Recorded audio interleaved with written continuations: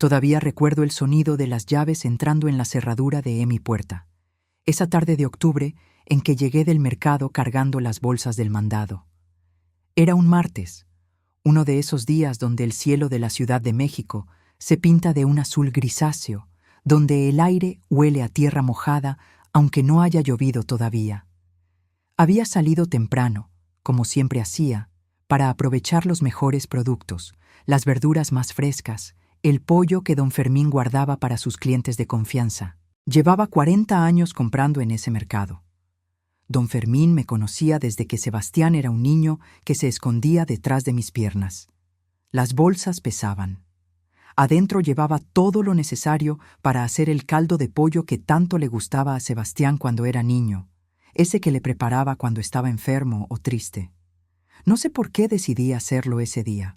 Tal vez porque los últimos meses habían sido tan solitarios, tan silenciosos, que cocinar para alguien más, aunque ese alguien no estuviera ahí para comerlo, me hacía sentir menos invisible. Pensaba congelar el caldo en porciones y llevárselas a Sebastián en su oficina como excusa para verlo, para escuchar su voz, para sentir que todavía era su madre. Qué tonta fui. Subí las escaleras del porche con cuidado. Mis rodillas ya no eran las mismas de antes. La artritis que había comenzado hace 5 años se había vuelto mi compañera constante, especialmente en las mañanas frías. Rodrigo solía masajearme las manos cuando el dolor era muy intenso, con esa crema de árnica que comprábamos en la farmacia de la esquina. Rodrigo. 8 meses sin él, y todavía extendía la mano en las noches buscándolo del otro lado de la cama. Metí la llave en la cerradura. La llave con el llavero de San Judas Tadeo que me regaló mi madre cuando Rodrigo y yo compramos esta casa en 1983. 42 años con esa llave en mi bolso, abriendo la puerta de mi hogar. Pero esta vez, la llave no giró. El corazón me dio un vuelco. Pensé que tal vez estaba usando la llave equivocada, aunque sabía perfectamente cuál era. La saqué, la miré, volví a intentar. Nada. El cilindro de la cerradura giraba en falso, como si las entrañas del mecanismo hubieran sido cambiadas, como si ya no me reconociera. Un sudor frío me recorrió la espalda a pesar del clima templado. Las bolsas me pesaban cada vez más en los brazos. Sentí un mareo, esa sensación de irrealidad que me había acompañado desde que Rodrigo murió, esa sensación de estar viviendo en una pesadilla de la que no podía despertar. Toqué el timbre de mi propia casa, el mismo timbre que sonaba cuando los niños volvían de la escuela, cuando Rodrigo regresaba del trabajo, cuando mis amigas venían a tomar café los jueves por la tarde. Escuché el sonido familiar resonando dentro, seguido de pasos. Pasos que no reconocí. Tacones altos sobre el piso de madera que yo misma pulía cada semana durante décadas. La puerta se abrió apenas una rendija. El olor que salió no era el de mi casa. No era el aroma a café recién hecho y canela que siempre caracterizó mi cocina. Era un perfume dulzón, empalagoso, de esos que venden en las tiendas departamentales caras. El perfume de ella, Marcela. Mi nuera apareció en la rendija de la puerta. Llevaba puesta una bata de seda que reconocí como mía, la que Rodrigo me regaló en nuestro último aniversario, hace apenas un año. La estaba usando ella. Sus labios estaban pintados de un rojo intenso, sus uñas perfectamente arregladas con un diseño francés. Siempre tan arreglada, siempre tan perfecta en apariencia. Y siempre con esa sonrisa que nunca le llegaba a los ojos. Esa sonrisa calculadora que me ponía los pelos de punta desde el día que la conocí. ¿Qué haces aquí, Graciela? Su voz era dulce, demasiado dulce, como miel envenenada. Ya no vives en esta casa. El mundo se detuvo. Las palabras tardaron en procesarse en mi cerebro, como si estuvieran en un idioma que no comprendía del todo. Ya no vives en esta casa. Ya no vives. Esta casa. Mi casa. La casa donde paría mi tercer hijo porque no llegamos a tiempo al hospital. La casa donde Rodrigo y yo bailamos en la cocina en nuestro aniversario número 25. La casa donde mis hijos dieron sus primeros pasos, dijeron sus primeras palabras, crecieron. ¿Cómo ¿Cómo que ya no vivo aquí? Mi voz salió temblorosa, débil. No me reconocí. Marcela sonrió más ampliamente. Disfrutaba esto. Podía verlo en el brillo de sus ojos, en la forma en que se recargaba contra el marco de la puerta, bloqueando la entrada. Estaba saboreando cada segundo de mi confusión, de mi dolor. Sebastián cambió las cerraduras esta mañana. Tus cosas están en la cochera, en unas cajas. Tienes hasta las 6 de la tarde para llevártelas o las sacamos a la calle. Hizo una pausa mirando su reloj de diseñador. Ya son las 4:30. Te sugiero que te apures. Las bolsas del mercado se me resbalaron de las manos. Escuché el sonido de los jitomates rodando por las escaleras del porche, el crujido del cartón de los huevos al estrellarse contra el concreto. El pollo que pensaba usar para el caldo quedó ahí tirado, envuelto en su papel blanco, manchándose con la yema de los huevos rotos. Todo el mandado arruinado, como mi vida. Sentí que las piernas no me sostenían. Me aferré al barandal del porche, ese barandal que Rodrigo pintó de blanco cada 2 años religiosamente. Esta es mi casa. Sebastián es mi hijo. No puede hacer esto. Marcela se rió.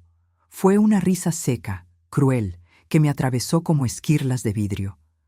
Una risa diseñada para herir. Era tu casa, Graciela. Ahora es nuestra. Sebastián firmó todo lo necesario. Ya hablamos con un abogado. Esta propiedad está a nombre de Rodrigo, y como único hijo varón, Sebastián tiene todos los derechos de herencia. Así que recoge tus trastes viejos y vete. Se inclinó un poco hacia adelante, bajando la voz como si fuera a compartir un secreto, pero lo suficientemente alto como para que cada palabra me taladrara. No queremos dramas ni escenas ridículas de vieja histérica. Ya hiciste bastante estorbando aquí. Es hora de que dejes a Sebastián construir su propia vida, una vida sin una madre manipuladora y pegajosa. Cada palabra era un golpe físico. Vieja histérica, manipuladora, pegajosa. Así me veía mi nuera. Así había convencido a mi hijo de que me viera. Yo crié a Sebastián. Trabajé día y noche para que él pudiera estudiar. Esta casa la compré con mi esposo. Mi voz se quebró. Las lágrimas empezaban a quemarme los ojos, pero me negaba a llorar frente a ella. Me negaba a darle esa satisfacción. Ah, sí, la mártir Graciela, siempre recordándole a todos sus sacrificios. ¿Sabes qué, suegrita? Eso es manipulación emocional. Los hijos no le deben nada a sus padres por criarlos. Tú decidiste tenerlos. Nadie te obligó. Marcela se examinó las uñas con fingido aburrimiento. Sebastián ya está harto de tus cargas emocionales, de tu necesidad constante de atención. El pobre ha vivido con culpa toda su vida por tus sacrificios. Ya es hora de que sea libre. Libre. Libre de mí, su madre. La mujer que no durmió 3 noches seguidas cuando tuvo neumonía a los 5 años, cuidándolo, poniéndole paños fríos en la frente, rezándole a todos los santos que conocía para que mi bebé no se muriera. La mujer que trabajó turnos dobles en la tintorería de don Pascual, planchando ropa ajena hasta que me dolían los brazos, solo para que pudiera estudiar arquitectura en una universidad privada porque eso era su sueño. La mujer que defendió su matrimonio con Ana cuando Rodrigo pensaba que no era la indicada, porque Sebastián la amaba y yo quería que fuera feliz. Y cuando ese matrimonio terminó y Sebastián llegó a mi casa destrozado, llorando como no lloraba desde niño, fui yo quien lo abrazó, quien le dijo que valía la pena, que encontraría el amor otra vez. Y lo encontró. Encontró a Marcela. Y ella se lo tragó entero. ¿Dónde está Sebastián?, pregunté, todavía aferrándome a la esperanza de que esto fuera un error, una broma cruel, algo que mi hijo no podía realmente estar permitiendo. Trabajando, como debe ser. Alguien tiene que pagar las cuentas ahora que no estás aquí chupando sus recursos. Marcela bostezó, llevándose una mano a la boca en un gesto exagerado. Mira, Graciela, no tengo tiempo para esto. Estoy esperando a las chicas del club para nuestra reunión. Así que haznos un favor a todos y vete con dignidad. Aunque, agregó con una sonrisa venenosa, A tu edad, supongo que la dignidad es algo que ya se perdió hace mucho tiempo. Sentí una rabia que nunca había experimentado, una furia que me llenó desde el estómago hasta la garganta. Yo trabajé toda mi vida, mantuve este hogar, crié a 3 hijos prácticamente sola mientras Rodrigo trabajaba. Lavé, planché, cociné, limpié, cuidé. Pagué la mitad de la carrera de Sebastián con mi dinero, del trabajo en la tintorería. Esta casa la compramos Rodrigo y yo con nuestro sudor. Tú no tienes ningún derecho. Marcela se cruzó de brazos. Los derechos los tiene quien tiene los papeles, suegrita. Y resulta que la casa estaba solo a nombre de Rodrigo. Como esposa tienes algo de derecho, claro, pero Sebastián es el primogénito y único hijo varón. Ya consultamos con abogados. Vas a firmar una renuncia de derechos, y si no lo haces por las buenas, lo haremos por las malas.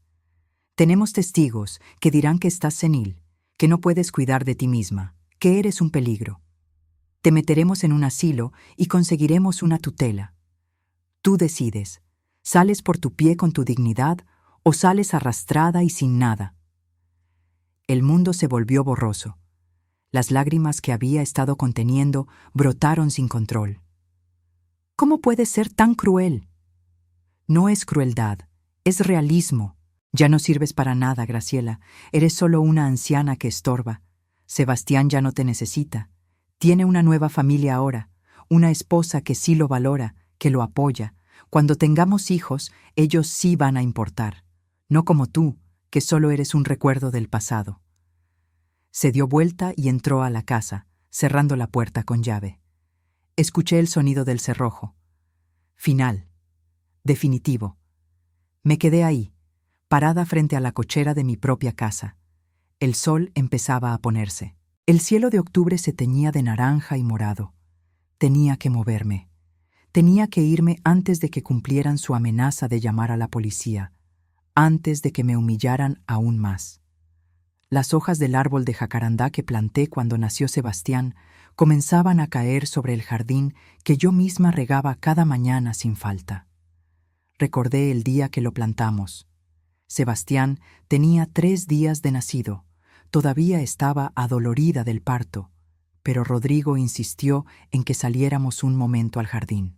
Un árbol para nuestro hijo, dijo cavando el hoyo con la pala mientras yo sostenía a nuestro bebé envuelto en una cobija azul.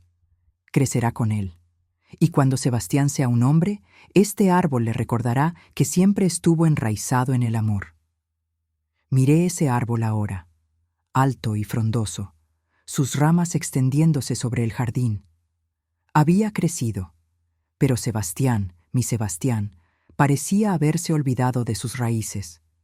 Mis piernas empezaron a moverse casi por voluntad propia hacia la cochera. La cochera olía a humedad y a gasolina vieja. Rodrigo guardaba ahí sus herramientas, su caja de pesca que no usó en años, las bicicletas oxidadas de los niños que ninguno se atrevía a tirar por nostalgia. Y ahora, en el centro, como si fueran basura esperando al camión recolector, estaban 4 cajas de cartón mal cerradas con cinta canela que ya se despegaba por las orillas. Me arrodillé frente a ellas. El piso de concreto estaba frío, húmedo. Sentí la humedad traspasando mis pantalones, pero no me importó. Abrí la primera caja con manos que no podían dejar de temblar. Mis fotos de boda, aventadas sin ningún cuidado. El álbum que me había costado semanas organizar, pegando cada fotografía con esas esquinitas adhesivas, escribiendo fechas y nombres con mi mejor caligrafía, estaba abierto boca abajo. Varias fotos se habían despegado. Levanté una. Rodrigo y yo el día de nuestra boda, él con su traje prestado que le quedaba un poco grande, yo con el vestido que mi madre cosió a mano durante meses. Teníamos 18 y 20 años respectivamente, toda una vida por delante. Seguí revisando. El álbum de los primeros años de mis hijos, con algunas páginas arrugadas. Ahí estaba Sebastián a los 2 años, sonriendo sin dientes frontales porque se los había golpeado al caerse del columpio. Sebastián a los 5, disfrazado de astronauta para Halloween, un disfraz que le hice con cajas de cartón pintadas. Sebastián a los 10, recibiendo un premio en la escuela por su proyecto de ciencias, ese volcán de bicarbonato que hicimos juntos en la mesa de la cocina. ¿Cuándo dejé de ser su mamá para convertirme en un estorbo que había que eliminar? Mis vestidos estaban en la caja, apretujados sin doblar, arrugados. Pasé las manos sobre la tela del vestido azul que usé en la boda de Cristina. Recordé cómo Sebastián me había dicho ese día: «Te ves hermosa, mamá. Papá no puede dejar de mirarte». La mantilla de mi madre estaba ahí también, doblada de cualquier manera. La saqué con cuidado, alisándola contra mi regazo. Era de encaje español. Había pertenecido a mi abuela, luego a mi madre, y ella me la dio cuando me casé. «Para que cubra tu cabeza en la iglesia y para que cubra a tus hijos cuando los bautices», me dijo mi madre con lágrimas en los ojos. Y así lo hice. Los tres, Sebastián, Cristina y Patricia, fueron bautizados envueltos en esta mantilla. Tenía más de 100 años, y Marcela la había aventado en una caja como si fuera un trapo cualquiera. Los rosarios que heredé de mi abuela estaban enredados en el fondo de la caja, las cuentas de cristal chocando unas contra otras. Cada rosario tenía una historia. El de cuentas azules me lo dio mi abuela el día de mi primera comunión. El de cuentas negras me acompañó en cada uno de mis partos, apretado entre mis manos mientras pujaba. El de cuentas cristalinas fue un regalo de Rodrigo cuando renovamos nuestros votos en nuestro aniversario número 25. En la segunda caja encontré mis medicinas, aventadas todas juntas. Las pastillas para la presión, las del colesterol, las del ácido úrico, los suplementos de calcio que el doctor me recetó para los huesos. Mis lentes de lectura, los únicos que podía usar sin que me doliera la cabeza, estaban rayados. Las micas estaban dañadas, como si alguien las hubiera aventado contra algo. Mis pantuflas, esas color rosa con bordado de flores que Cristina me regaló el último día de las madres, estaban separadas, una en cada esquina de la caja. La tercera caja contenía mis libros de cocina. No eran libros caros ni de chefs famosos. Eran cuadernos viejos donde había copiado a mano recetas que mi madre me dictaba, que mis tías compartían en reuniones familiares, que recortaba de revistas. Cada mancha en esas páginas era una memoria. Salsa de tomate en la esquina de la receta del mole, harina en la página de las galletas de mantequilla, chocolate en la receta del pastel de 3 leches que Sebastián pedía cada cumpleaños sin falta. «No quiero pastel de la pastelería, mami», decía cada año. «Quiero tu pastel, el que tú haces». Y yo lo hacía. Me desvelaba la noche anterior preparándolo, decorándolo con fresas frescas y crema batida, escribiendo su nombre con chocolate derretido.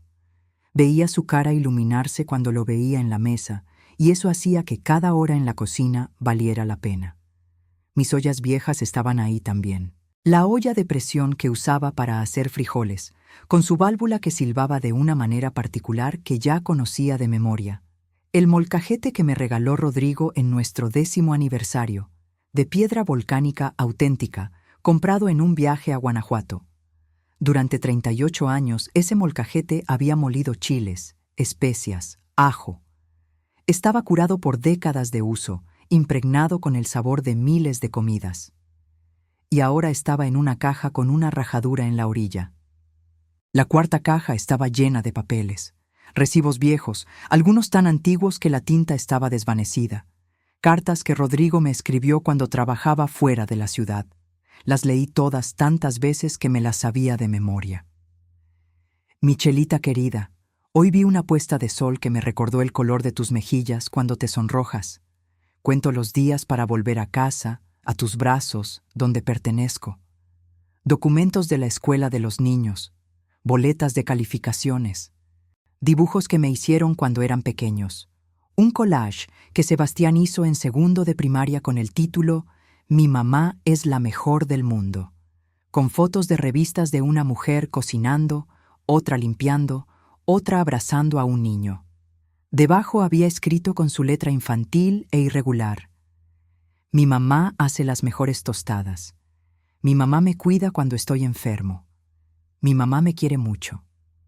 Sostuve ese papel amarillento en mis manos y algo dentro de mí se quebró definitivamente. Me senté en el piso frío de la cochera, entre esas cajas que contenían todos los restos de mi vida, rodeada de recuerdos de una familia que ya no existía, y lloré. Lloré como no había llorado ni siquiera cuando Rodrigo murió. Porque cuando murió mi esposo, lloré por amor. Esto era diferente. Esto era llorar por traición, por rechazo, por la comprensión devastadora de que para mi hijo yo me había vuelto invisible. Peor que invisible. Me había vuelto un estorbo, algo que había que eliminar para seguir adelante. El llanto me salía en oleadas, cada una más intensa que la anterior. Sollozos que me sacudían todo el cuerpo, que me dolían en el pecho, que me quitaban el aire. Las lágrimas caían sobre el collage de Sebastián, borrando un poco la tinta azul de su escritura infantil. No sé cuánto tiempo estuve ahí. El sol empezaba a cambiar de posición. Las sombras se alargaban. Escuché un coche pasar por la calle. Escuché voces de niños jugando en algún jardín cercano. Escuché el mundo seguir girando mientras el mío se había detenido por completo. Finalmente, cuando ya no me quedaban lágrimas, cuando solo quedaban suspiros entrecortados y un dolor en el pecho que se sentía físico, me limpié la cara con el dorso de la mano. Tenía que moverme. Tenía que salir de aquí antes de que cumplieran su amenaza. Saqué mi celular viejo con manos todavía temblorosas. Ese celular que Sebastián me había regalado hace 3 años. Para que podamos mantenernos en contacto, mami, había dicho al dármelo. Para que me puedas llamar cuando quieras. Marqué el número de Cristina. 1, 2, 3 timbres. Cada timbre era una eternidad. ¿Mamá? ¿Qué pasa? Solo escuchar su voz me hizo derrumbarme de nuevo. Traté de hablar, pero solo salían sollozos. No podía formar palabras coherentes. Mamá, ¿qué pasó? Me estás asustando. ¿Estás bien? ¿Te lastimaste? Respiré profundo, tratando de controlar mi voz. Sebastián me sacó de la casa. Las palabras salieron rotas, entrecortadas por el llanto que no podía controlar completamente. Cambió las cerraduras. Marcela dice que tengo que irme, que la casa es de ellos ahora. Silencio del otro lado. Un silencio tan profundo que pensé que la llamada se había cortado. Luego escuché a mi hija mayor, mi Cristina tranquila y racional, soltar una palabra que jamás le había escuchado. Ese maldito. Su voz estaba llena de una furia que me sorprendió. ¿Cómo se atreve? ¿Cómo se atreve a hacerte esto? No sé qué hacer, mi amor. No sé. Mi voz se quebró de nuevo. Escúchame, mamá. Escúchame bien. La voz de Cristina se volvió firme, decidida. Reconocí ese tono. Era el mismo tono que usaba cuando sus hijos se enfermaban y ella tomaba control de la situación. No te muevas. Voy para allá. Me subo al primer autobús que salga y llego mañana temprano. ¿Me oyes? Mañana temprano estoy contigo. No puedo quedarme aquí, mi amor. Cambiaron las cerraduras. Marcela amenazó con llamar a la policía si no me voy antes de las 6. Escuché a Cristina respirar profundo, tratando de calmarse. ¿Tienes dinero? ¿Tienes tu tarjeta? Sí, la traigo conmigo. No sé cuánto tengo en la cuenta. No importa. Ve a un hotel. Al que sea, no importa. Solo sal de ahí antes de que esa mujer cumpla su amenaza. Mándame la dirección en cuanto llegues. Yo me encargo de todo, ¿me oyes? No firmes nada, no hables con nadie, no tomes ninguna decisión. Esto no se va a quedar así, mamá. Te lo juro que esto no se va a quedar así. Después de colgar, me quedé sentada unos minutos más, tratando de reunir fuerzas. Finalmente me levanté. Mis rodillas tronaron en protesta. Todo mi cuerpo dolía, como si hubiera envejecido 10 años en estas pocas horas. Llamé a un taxi. El conductor, un señor de unos 50 años con el cabello canoso y una cara amable, llegó 20 minutos después. Salió del coche y me miró con una expresión de preocupación inmediata. ¿Se encuentra bien, señora? ¿Necesita ayuda? Asentí sin poder hablar. Señalé las cajas. Él no hizo preguntas. Simplemente empezó a cargarlas una por una a la cajuela de su taxi. Cuando terminó, me ayudó a subir al asiento trasero, sosteniendo mi brazo con gentileza. ¿A dónde la llevo? A un hotel. Cualquier hotel que no sea muy caro. Mi voz sonaba hueca, como si viniera de muy lejos. Me miró por el espejo retrovisor. Sus ojos cafés mostraban compasión genuina. Conozco un lugar en la colonia Roma. No es lujoso, pero es limpio y la dueña es buena gente. ¿Le parece bien? Asentí. Mientras el taxi se alejaba de mi casa, no pude evitar voltear hacia atrás. A través de la ventana de la sala, pude ver a Marcela riéndose, con una copa de vino en la mano, rodeada de mujeres que no conocía. La vi señalar hacia la calle, probablemente contándoles la historia de cómo acababa de deshacerse de su suegra estorbosa. Las demás mujeres se rieron. El viaje al hotel fue silencioso. El taxista no intentó hacer conversación, por lo que le estuve agradecida. Solo ponía música suave en la radio y de vez en cuando me miraba por el espejo, verificando que estuviera bien. Cuando llegamos al hotel, insistió en ayudarme a bajar las cajas. «No se preocupe por la propina, señora», dijo cuando intenté darle dinero extra. «Solo cuídese, ¿sí? Y si necesita algo, aquí está mi tarjeta. Me llama y vengo sin falta». Tomé su tarjeta con manos temblorosas. «Jesús Martínez», decía. «Gracias», susurré. «Gracias por su amabilidad». «Para eso estamos, señora. Para ayudarnos entre todos». El hotel era exactamente como lo había descrito. No lujoso, pero limpio. El edificio era viejo, de esos construidos en los años 70, con una fachada de ladrillo rojo que necesitaba mantenimiento. La recepción era pequeña, con un mostrador de madera oscura y un viejo ventilador de techo que giraba despacio, moviendo el aire caliente. La recepcionista era una chica joven, no más de 25 años, con el cabello teñido de morado y varios aretes en cada oreja. Tenía un libro abierto frente a ella que cerró cuando entré. Me miró y algo en su expresión cambió inmediatamente, de la indiferencia profesional a la preocupación. «¿Se encuentra bien, señora?», preguntó levantándose de su silla. «¿Necesita que llame a alguien?». «Necesito una habitación», logré decir. «Por 3 noches, por favor». La chica me miró con compasión, pero no hizo más preguntas personales. Me dio un formulario para llenar, me explicó los precios, me mostró las opciones. Todo mecánico, profesional, pero con una amabilidad genuina que agradecí en ese momento. Pagué 3 noches por adelantado con mi tarjeta de débito. Contuve la respiración mientras la máquina procesaba el pago, aterrada de que fuera rechazada. Pero la transacción se aprobó. Exhalé con alivio. «Habitación 203», dijo la chica, entregándome una llave de metal vieja. «Segundo piso. El elevador no funciona muy bien últimamente, así que mejor use las escaleras. Están al final del pasillo. Si necesita cualquier cosa, estoy aquí hasta las 10 de la noche». Tomé la llave. Era pesada en mi mano. «Gracias». «¿Tiene equipaje? ¿Necesita ayuda para subirlo?» Tengo unas cajas». La chica salió de detrás del mostrador. «Yo la ayudo». Entre las dos, subimos mis 4 cajas por las escaleras. Ella cargaba 2, yo cargaba 1 y llevaba mi bolsa colgada del hombro. Subimos despacio. Mis piernas protestaban con cada escalón. Para cuando llegamos al segundo piso y caminamos por el pasillo hasta la habitación 203, estaba sudando y sin aliento. La habitación era pequeña pero limpia. Una cama matrimonial con una colcha floreada desteñida. Un televisor viejo sobre una cómoda de melamina. Una silla plástica junto a una mesita también de plástico. Una ventana con cortinas delgadas que no bloqueaban completamente la luz de la calle. Un baño diminuto con azulejos blancos agrietados, pero limpios. «Hay toallas en el baño», dijo la chica dejando las cajas en el piso. «Si necesita más, solo dígame. El agua caliente a veces tarda un poco en salir, pero sí funciona. Y...». Hizo una pausa, mordiéndose el labio como si estuviera decidiendo si decir algo o no.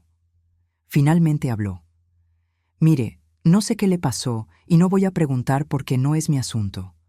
Pero si necesita hablar o si necesita ayuda para buscar algo, recursos o lo que sea, mi mamá pasó por algo similar hace unos años. Fue difícil. Así que solo quiero que sepa que hay personas que entienden, ¿sí? y que las cosas pueden mejorar. Me tomó por sorpresa su amabilidad, esa amabilidad simple y honesta de una extraña que no me debía nada, pero que decidió tenderme la mano. Los ojos se me volvieron a llenar de lágrimas. «Gracias», susurré. «Gracias, de verdad». Ella sonrió suavemente y salió, cerrando la puerta con cuidado detrás de ella. Me quedé sola en esa habitación de hotel, completamente sola. El silencio era abrumador, roto solo por los sonidos que entraban de la calle. Coches pasando, alguien gritando en la distancia, música de algún bar cercano. Me senté en la cama. El colchón era más blando de lo que estaba acostumbrada. Se hundió bajo mi peso. Miré las 4 cajas que contenían mi vida. 68 años reducidos a esto. Y miré alrededor de la habitación, este cuadrado de 4 metros por 4 metros que ahora era mi hogar. El peso de todo lo que había pasado cayó sobre mí como una ola gigantesca. No podía respirar. El pecho me dolía. El cuarto empezó a dar vueltas. Pensé que me estaba dando un infarto, como a Rodrigo, pero no era un infarto. Era un ataque de pánico. El primero que tenía en mi vida. Mi corazón latía tan rápido que podía sentir el pulso en mis oídos. Sudaba frío. Las manos me temblaban incontrolablemente. No podía llevar suficiente aire a mis pulmones. Me forcé a contar. 1, 2, 3, 4. Respira. 5, 6, 7, 8. Respira. Era algo que había aprendido de Cristina, que sufría de ansiedad y me había contado sus técnicas. Nunca pensé que las necesitaría.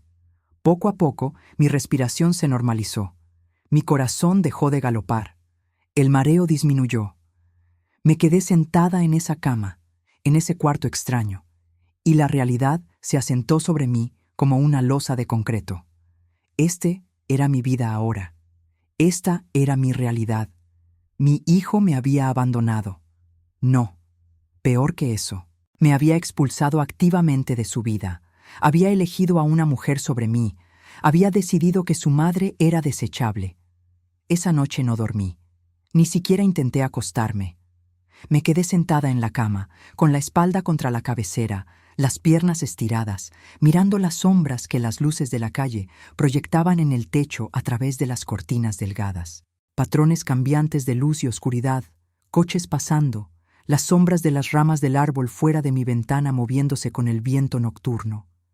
Mi mente no se apagaba, no dejaba de reproducir escenas de la vida de Sebastián. Sebastián bebé, tan pequeño que cabía en mis brazos, mirándome con esos ojos oscuros enormes, llenos de confianza absoluta.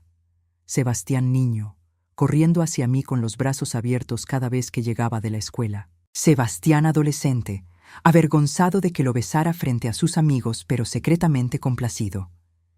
Sebastián adulto, trayendo a Rodrigo y a mí flores cada día de las madres sin falta, diciéndome que era la mejor mamá del mundo. ¿En qué momento perdí a ese Sebastián? ¿En qué momento mi hijo se convirtió en el hombre que me cerró la puerta en la cara? Intenté recordar señales que hubiera ignorado. Marcela era experta en manipulación. La había visto trabajar, sembrar dudas, crear distancia poco a poco. Un comentario aquí. Tu mamá es muy crítica, ¿verdad? Una sugerencia allá. Tal vez deberías tomar tus propias decisiones sin consultarle a tu madre. Un veneno lento y constante. Y Sebastián, mi pobre Sebastián, había estado vulnerable después de su divorcio. Ana lo había dejado por otro hombre, destrozándole el corazón y su autoestima. Cuando conoció a Marcela un año después, él estaba desesperado por sentirse amado otra vez, por sentirse valioso. Y ella aprovechó eso. Lo aduló, lo sedujo, le dijo exactamente lo que necesitaba escuchar. Y lentamente, sistemáticamente, lo alejó de todos los que realmente lo amaban. Las horas pasaban con lentitud agónica. Cada vez que escuchaba pasos en el pasillo, mi corazón se aceleraba con una esperanza irracional de que fuera Sebastián, que hubiera venido a buscarme, a disculparse, a llevarme de vuelta a casa. Pero los pasos siempre seguían de largo, hacia otras habitaciones, otras vidas. Cerca de las 4 de la madrugada, cuando la ciudad estaba en su punto más silencioso, abrí una de las cajas y saqué la foto de mi boda. Rodrigo y yo, tan jóvenes, tan llenos de esperanza y sueños. Recordé ese día con claridad perfecta, a pesar de que habían pasado 50 años. Nos casamos en la iglesia del barrio, una ceremonia sencilla porque no teníamos dinero para nada elaborado. Mi vestido lo cosió mi madre durante 3 meses, cada puntada hecha con amor. El traje de Rodrigo era prestado por su primo. Le quedaba un poco grande en los hombros, pero él se veía guapísimo de todas formas. Cuando Rodrigo me vio entrar a la iglesia, se le llenaron los ojos de lágrimas. Me lo contó después, avergonzado de haber llorado. «Eres tan hermosa, Chelita», me susurró al oído cuando llegué a su lado. «Tan hermosa que me duelen los ojos de mirarte». Prometimos amarnos en la salud y en la enfermedad, en la riqueza y en la pobreza, hasta que la muerte nos separara. Y cumplimos esa promesa. 50 años juntos. Buenos tiempos y malos tiempos. Hubo años donde apenas teníamos para comer, donde Rodrigo trabajaba 2 empleos y yo 3. Hubo años de enfermedad. Hubo años de alegría, de logros, de ver a nuestros hijos crecer. O eso pensé. Pensé que había criado a un buen hombre en Sebastián. Pensé que los valores que Rodrigo y yo intentamos inculcarle habían arraigado: respeto, lealtad, honor, amor familiar. Pero quizás fallamos. Quizás no fue suficiente. O quizás Sebastián siempre tuvo esta debilidad en su carácter y yo simplemente no quise verla. Me dolía admitirlo, pero recordé otras ocasiones en el pasado donde Sebastián había mostrado egoísmo. Cuando Cristina necesitó ayuda financiera para pagar una operación de su hijo, Sebastián dio excusas de por qué no podía contribuir, aunque sabía que tenía el dinero. Cuando Patricia perdió su trabajo y necesitaba un lugar donde quedarse temporalmente, Sebastián le dijo que su departamento era muy pequeño, aunque tenía una habitación de huéspedes vacía. Cuando Rodrigo se enfermó del corazón 2 años antes de morir y necesitaba que alguien lo llevara al médico regularmente, era yo quien siempre lo llevaba, nunca Sebastián. Había excusado esos comportamientos entonces. «Está ocupado», decía Rodrigo. «Tiene su propia vida, sus propios problemas». Y yo asentía, defendiendo a mi hijo, encontrando justificaciones para él. Pero ahora, en esta habitación de hotel a las 4 de la madrugada, con mi vida en cajas a mis pies, ya no podía seguir justificándolo. El cielo empezó a clarear alrededor de las 6. Ese gris oscuro que antecede al amanecer, cuando la ciudad empieza a despertar lentamente. Escuché camiones de basura en la distancia. Escuché a un vendedor de tamales pregonando su mercancía. Escuché la vida continuando, indiferente a mi tragedia personal. Me levanté de la cama con dificultad. Todo mi cuerpo estaba rígido por haber estado sentada en la misma posición toda la noche. Fui al baño y me miré en el espejo por primera vez desde que llegué. La mujer que me miraba de vuelta era una extraña. Su cabello blanco estaba despeinado, salvaje. Sus ojos estaban tan hinchados que apenas se abrían, rodeados de círculos oscuros que se veían casi morados. Su piel estaba pálida, cetrina, con arrugas que parecían haberse profundizado de la noche a la mañana. «Una vieja que estorba», me había dicho Marcela, y en ese momento, mirando mi reflejo, casi le creí. Me lavé la cara con agua fría. No ayudó mucho, pero al menos me sentí un poco más humana. Busqué en una de mis cajas y encontré ropa limpia. Me cambié, me peiné como pude con los dedos, ya que no encontraba mi cepillo. A las 8 de la mañana sonó mi celular. Era Cristina. «Mamá, ya estoy en la terminal. Llego a tu hotel en media hora. ¿Comiste algo?» La pregunta me tomó por sorpresa. Comer. No había pensado en comida desde el desayuno del día anterior. Mi estómago estaba vacío, pero la idea de comer me daba náusea. «No tengo hambre, mi amor». «Voy a comprar algo en el camino. No discutas». Su tono no admitía réplica. Esperé su llegada sentada en la silla plástica junto a la ventana, mirando la calle. Gente pasando, yendo a trabajar, a la escuela, viviendo sus vidas normales. Una señora mayor con su carrito del mandado. Un hombre en traje corriendo para alcanzar el autobús. Dos estudiantes caminando juntos, riendo de algo en el celular. Vidas que continuaban. El mundo no se había detenido porque el mío lo hiciera. Cuando finalmente tocaron a mi puerta, casi corrí a abrir. Ahí estaba Cristina, mi hija mayor, mi primera bebé. A sus 43 años, se parecía tanto a mí cuando yo tenía su edad. El mismo rostro ovalado, los mismos ojos oscuros expresivos, el mismo cabello que empezaba a mostrar canas en las sienes. Traía 2 bolsas en las manos que dejó caer al piso en cuanto me vio, y entonces me abrazó. Me abrazó tan fuerte que casi no podía respirar, y me derrumbé en sus brazos como una niña pequeña. Lloré en su hombro mientras ella me acariciaba el cabello, murmurando palabras de consuelo, diciéndome que todo iba a estar bien, aunque ninguna de las dos lo creía realmente en ese momento. «Ya estoy aquí, mami», decía una y otra vez. «Ya estoy aquí. No estás sola». No sé cuánto tiempo estuvimos así. Finalmente, cuando mis sollozos se calmaron, me llevó a sentarme en la cama. Abrió las bolsas que había traído, pan dulce de una panadería, café en 2 vasos desechables, fruta picada. «Come algo», dijo pasándome un pan. «Aunque sea un poco, necesitas fuerzas». Le di un mordisco solo para complacerla. Sabía a cartón en mi boca, pero me obligué a masticar y tragar. El café estaba caliente y dulce, demasiado dulce como a mí me gustaba. Mientras comíamos, le conté todo con más detalle. Cada palabra hiriente de Marcela, cada momento de humillación, el estado en que encontré mis cosas. Cristina escuchaba con la mandíbula apretada, las manos convertidas en puños sobre su regazo. «Ese desgraciado», murmuró cuando terminé. «No puedo creer que sea mi hermano. El Sebastián que yo conocí nunca habría hecho algo así». «Ese Sebastián ya no existe», dije con voz cansada. «O tal vez nunca existió realmente y solo vimos lo que queríamos ver». Cristina sacó su laptop de su mochila. «Voy a buscar abogados especializados en sucesiones».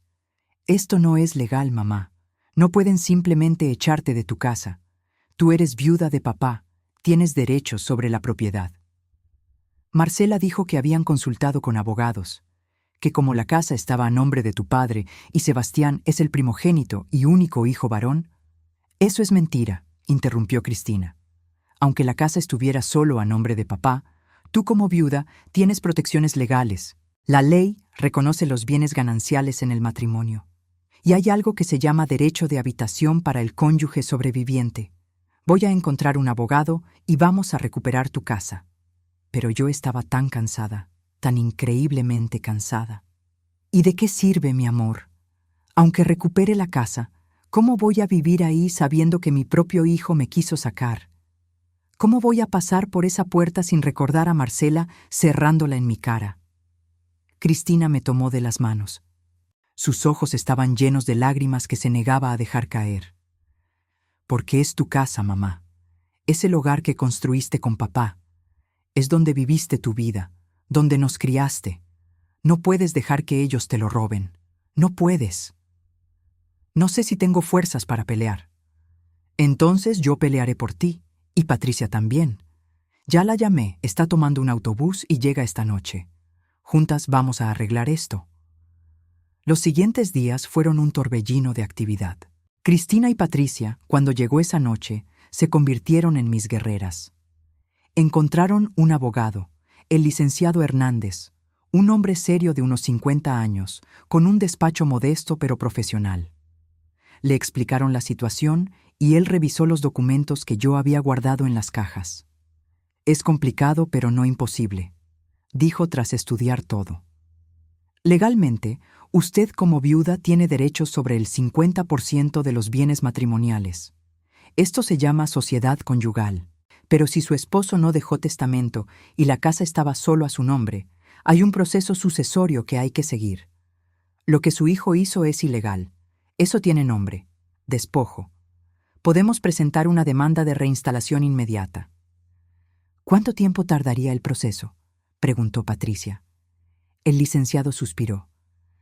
La reinstalación podría lograrse en cuestión de semanas si tenemos suerte y el juez ve claro el caso. El proceso sucesorio completo podría tomar meses, tal vez un año. Pero lo importante es primero recuperar el derecho de la señora a habitar su hogar. ¿Cuánto costaría?, pregunté con voz pequeña. Mamá, no te preocupes por eso, dijo Cristina firmemente. Javier y yo tenemos ahorros. Esto se va a hacer.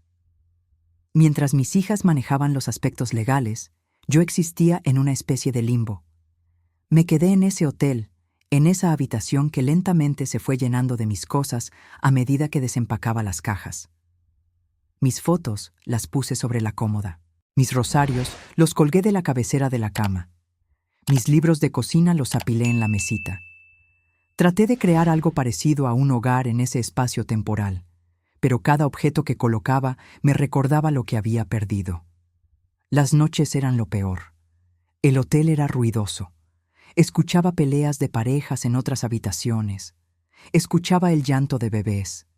Escuchaba música y risas y vida que continuaba a mi alrededor mientras yo me sentía cada vez más desconectada de todo. Cristina se quedó conmigo la primera semana, durmiendo en la misma cama, como cuando era niña y tenía pesadillas. Patricia se quedó lo que pudo antes de tener que regresar a su trabajo en Guadalajara, pero me llamaba todos los días, a veces 2 o 3 veces, verificando que estuviera bien. Intentaron repetidamente contactar a Sebastián. Cristina fue a su oficina varias veces. Le dejaban recados que nunca respondía. Le enviaron mensajes que ignoraba. Patricia logró hablar con su secretaria una vez, quien le dijo con incomodidad que el señor Rivera había dado instrucciones de no pasar llamadas de su familia. Su familia, como si ya no fuéramos su familia. Finalmente, 2 semanas después de que me echaran, Patricia logró confrontarlo. Se plantó en el estacionamiento de su oficina y esperó a que saliera. Cuando lo vio, bloqueó su coche con el suyo. Volvió al hotel esa tarde con la cara desencajada, los ojos rojos de haber llorado. ¿Qué pasó?, pregunté con el corazón en la garganta. Patricia se sentó en la cama a mi lado, con los hombros caídos en derrota. Hablé con él, o intenté hablar con él. Mamá, no es Sebastián. Es como si fuera otra persona completamente diferente. ¿Qué te dijo? Le hablé de ti, de todo lo que hiciste por él. Le recordé cómo trabajaste doble turno para pagar su universidad. Le recordé cómo lo cuidaste cuando Ana lo dejó, cómo estuvo en nuestra casa 3 meses llorando, y tú lo alimentabas, lo consolabas, lo ayudaste a volver a ser humano. Patricia se limpió las lágrimas con el dorso de la mano. ¿Y sabes qué me contestó? No estaba segura de querer saber, pero asentí. Me miró con ojos fríos, mamá, ojos que no reconocí, y me dijo: Patricia, lo que pasó entre mamá y yo es un asunto legal, no sentimental. La propiedad estaba a nombre de papá. Papá nunca actualizó su testamento. Eso me deja a mí como heredero principal. Tengo derecho a disponer de mi herencia como me plazca. Le dije que eras su madre. ¿Sabes qué me contestó? Patricia se quebró completamente, las lágrimas cayendo sin control. Dijo: ella tuvo su vida. Tuvo 50 años con papá. Ahora yo tengo derecho a mi futuro, a la familia que voy a formar con Marcela. Necesito ese capital para construir mi vida. Como si tú no fueras su familia. Como si pudieras simplemente ser descartada porque ya cumpliste tu función de criarlo. Sentí algo rompiéndose dentro de mí al escuchar eso.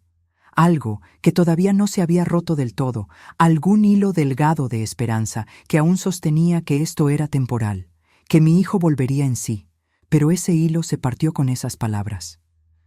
¿Dijo algo más? Mi voz sonaba hueca. Le pregunté si no sentía nada, si podía dormir en las noches sabiendo que echó a su madre a la calle. ¿Y sabes qué me dijo? Patricia tragó saliva. Dijo: yo no la eché a la calle, le di tiempo para encontrar otro lugar. Es ella la que está siendo dramática, quedándose en un hotel en vez de pedir ayuda. Pero supongo que siempre le gustó el papel de víctima. El papel de víctima. Así veía mi hijo mi dolor. Como drama, como teatro, como manipulación. Ya no va a volver, ¿verdad? Dije más para mí misma que para Patricia. Ya lo perdí. Esa noche, después de que Patricia se durmió exhausta por la tensión emocional del día, me quedé despierta mirando el techo. Pensé en todas las decisiones que había tomado en mi vida. En casarme tan joven con Rodrigo. En tener 3 hijos cuando apenas podíamos mantenernos a nosotros mismos. En trabajar hasta el agotamiento para darles una vida mejor. En sacrificar mis propios sueños, mis propias ambiciones, para apoyar los suyos. ¿Me arrepentía? No. No me arrepentía de amar a mis hijos, de darles todo, pero me arrepentía de haberme perdido a mí misma en el proceso, de haber definido mi valor completamente a través de mi rol como madre y esposa, de no haber cultivado una identidad propia más allá de mi familia.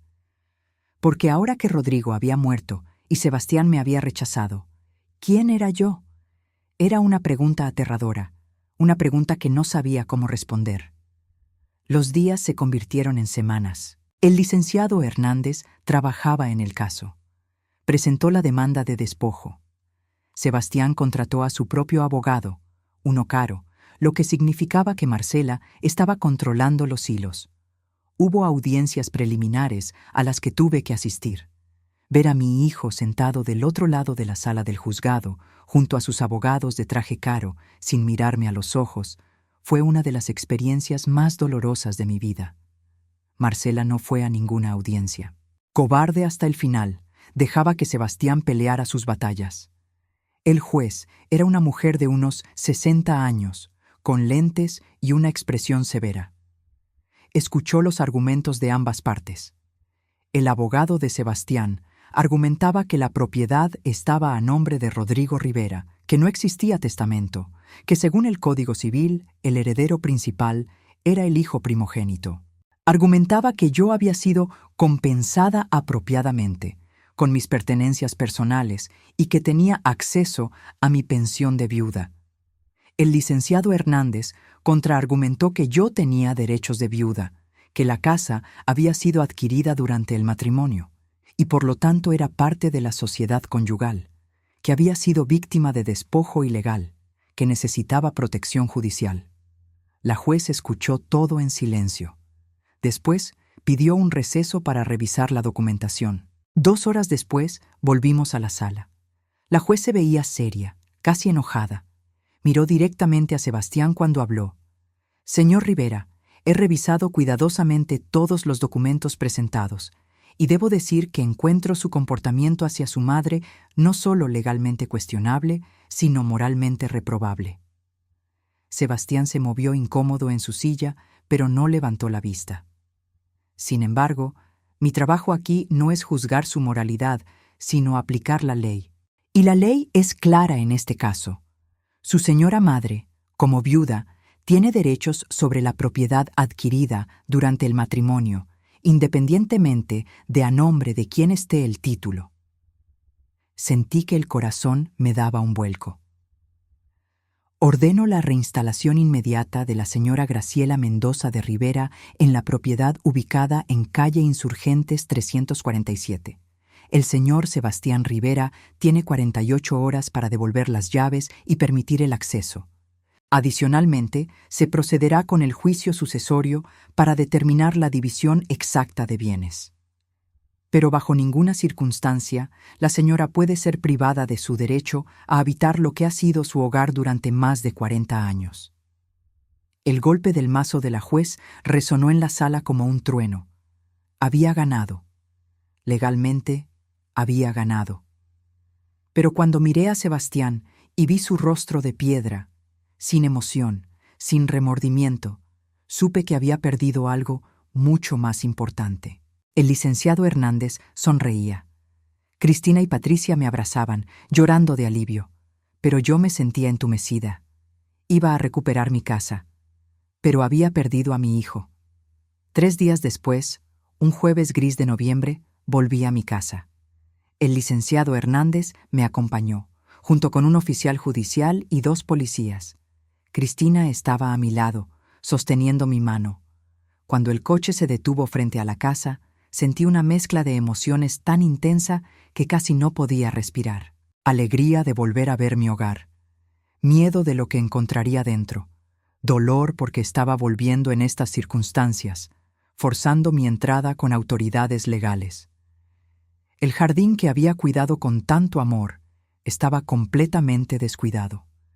Las rosas que podé cuidadosamente cada primavera estaban marchitas y llenas de plagas. El césped había crecido salvaje, lleno de malas hierbas. Las macetas en el porche tenían plantas muertas, sus hojas marrones cayendo sobre el concreto. La casa se veía triste, abandonada, como si supiera que su dueña legítima había estado ausente. El licenciado Hernández tocó el timbre. No hubo respuesta. Tocó de nuevo. Nada. «Tenemos la orden judicial», dijo el oficial. «Podemos forzar la entrada si es necesario». Pero entonces la puerta se abrió. Y ahí estaba Sebastián, mi hijo. Se veía terrible, había perdido peso, tenía ojeras profundas. Su cabello, siempre tan bien arreglado, estaba despeinado. Su ropa, usualmente impecable, estaba arrugada. Por un momento, solo un momento, nuestras miradas se encontraron. Vi algo en sus ojos. ¿Dolor? ¿Vergüenza? ¿Remordimiento? Pero entonces apareció Marcela detrás de él, y esa expresión desapareció, reemplazada por una máscara de frialdad. Marcela estaba perfecta como siempre. Maquillaje impecable, cabello liso cayendo sobre sus hombros, vestida como si fuera a un evento elegante. «¿Es necesario todo este teatro?», preguntó con desdén mirando a los policías. «Nos hubieran avisado y nos habríamos ido. No hacía falta traer a toda la caballería». «Les avisamos ayer por escrito», dijo el licenciado Hernández con voz fría. No hubo respuesta. «Estábamos ocupados», respondió Marcela encogiéndose de hombros. El oficial judicial sacó unos papeles. «Tengo aquí una orden de reinstalación emitida por el Juzgado 10º Familiar. El señor Sebastián Rivera y la señora Marcela Sánchez tienen que desalojar las premisas inmediatamente y devolver las llaves a la señora Graciela Mendoza de Rivera». «Esto es ridículo», estalló Marcela. «La casa es de Sebastián. Él heredó. Su padre nunca dejó testamento válido que dijera lo contrario». «¿Es verdad eso?», preguntó el licenciado Hernández a Sebastián directamente. «¿Su padre no dejó testamento?». Sebastián parecía a punto de decir algo, pero Marcela lo interrumpió. «No existe testamento. Ya lo verificamos. Contratamos a un abogado que revisó todos los registros. Nada». El oficial miró su reloj. «Señor Rivera, señora Sánchez, tienen 1 hora para recoger sus pertenencias personales y salir de la propiedad». Marcela soltó un grito de furia. «¿1 hora? ¿Cómo se supone que empaquemos todo en 1 hora? Entonces dejen sus cosas y regresen por ellas después, en una fecha coordinada con la señora Mendoza», respondió el oficial sin empatía alguna. «Pero la orden es clara. Reinstalación inmediata. Eso significa ahora». Vi cómo Marcela miraba a Sebastián, esperando que él hiciera algo, que dijera algo. Pero mi hijo solo miraba al suelo, con las manos en los bolsillos, derrotado. «Esto no se acaba aquí», espetó Marcela mirándome directamente con odio puro en los ojos. «Vamos a apelar, vamos a pelear esto». «Señora, las amenazas pueden ser consideradas intimidación», intervino uno de los policías. «Le sugiero que se controle». Marcela bufó, dio media vuelta y entró a la casa dando pisotones. Sebastián se quedó un momento más en el umbral. Me miró directamente por primera vez. Sus ojos estaban rojos, vidriosos. Sus labios se movieron, formando palabras sin sonido. «Lo siento, mamá». Pero no lo dijo en voz alta. No lo dijo donde Marcela pudiera escuchar. Y entonces él también se dio la vuelta y entró a la casa.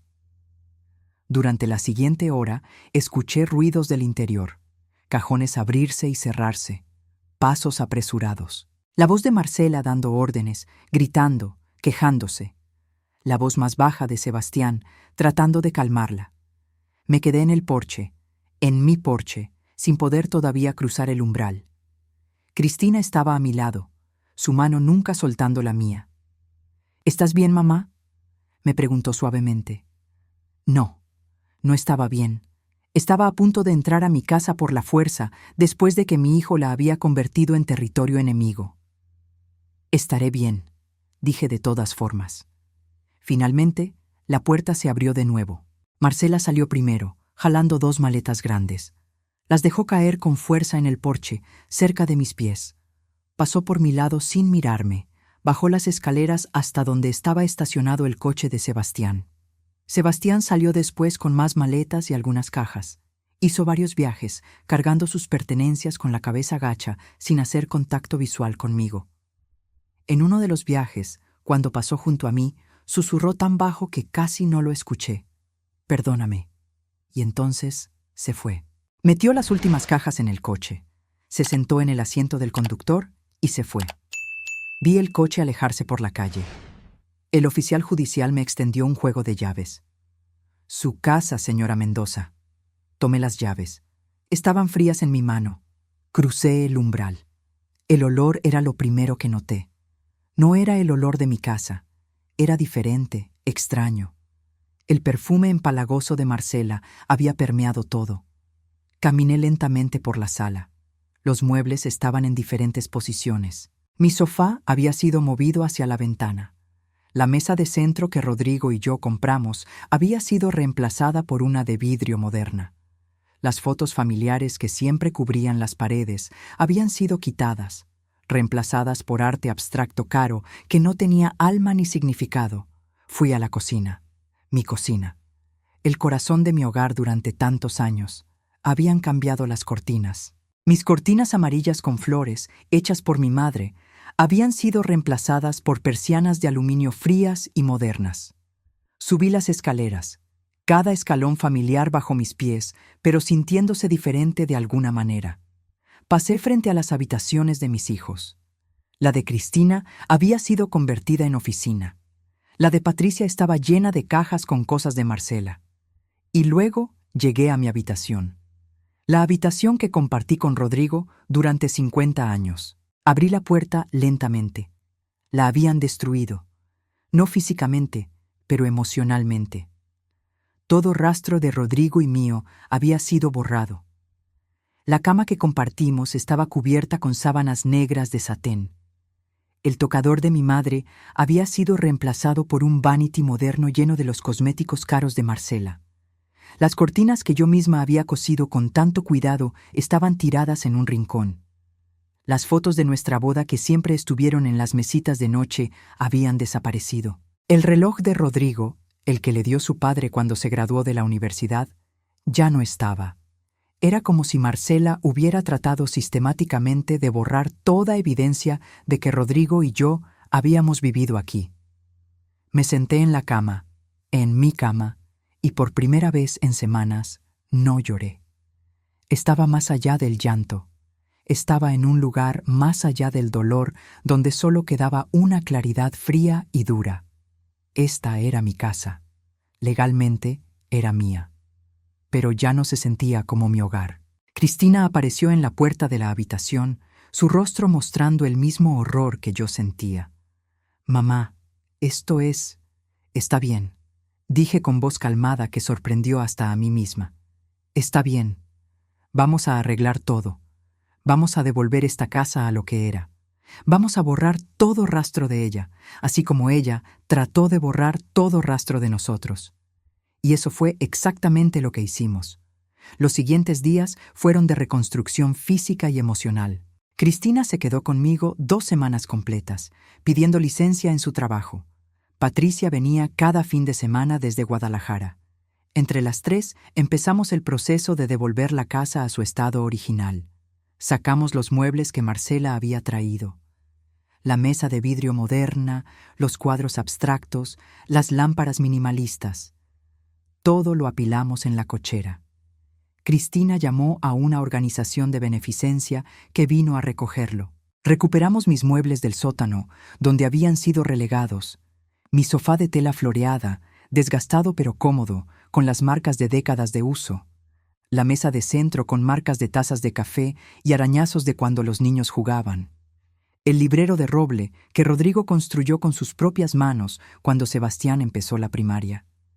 Cada mueble que volvía a su lugar era como recuperar un pedazo de mi vida, un pedazo de mi historia. Encontramos las fotos familiares en cajas en el sótano, aventadas sin cuidado entre herramientas viejas y decoraciones navideñas. Las limpiamos una por una con un paño suave. Cristina lloró cuando encontró la foto de su graduación de universidad, donde toda la familia estaba reunida, sonriendo. «Éramos tan felices», susurró. «¿Qué nos pasó?» «La vida pasó», respondí.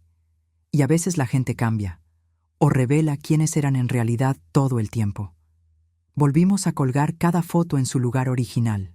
La pared de la escalera se llenó de nuevo con la historia de nuestra familia. Bodas, cumpleaños, graduaciones, vacaciones, rostros sonrientes de tiempos más simples.